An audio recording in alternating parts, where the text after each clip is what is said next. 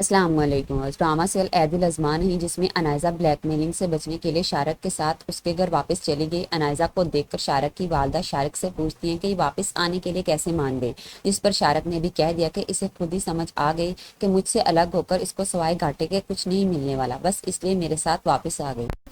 میرا کے ساتھ آفس میں جو کچھ بھی ہوا اس کے بارے میں شیری بیگم کو بھی پتہ چل جائے گا۔ شاید انہوں نے آفس میں اپنا کوئی آدمی رکھا ہو جسے پیسے دے کر وہ آفس کی ساری خبریں حاصل کرتی ہیں۔ اسی آدمی نے شیری کو بتایا ہوگا کہ آج ایک امپلائی میرا کی عزت پر ہاتھ ڈالنے والا تھا، لیکن اسمن صاحب وقت پر پہنچ گئے۔ انہوں نے میرا کو بچا لیا اور اس امپلائی کو پولیس کے حوالے کر دیا۔ اس لیے جب میرا گھر واپس آئی تو وہ گھبرائی ہوئی تھی۔ وہ سیدھا بہروز صاحب کے کمرے میں چلی گئی۔ اس سے دیکھ کر بہروز صاحب نے بھی پوچھ لیا کہ کیا ہوا، تو میرا بہانہ کر دیتی ہے کہ بس کام زیادہ تھا اس لیے تھک گئی ہوں۔ اتنے میں شیری بھی وہاں آ گئی۔ وہ کہہ دیتی ہے کہ میں بتاتی ہوں کیا ہوا ہے۔ آج آپ کی بیٹی آفس میں ایک ورکر کے ہاتھوں بے عزت ہوتے ہوتے بچی ہے۔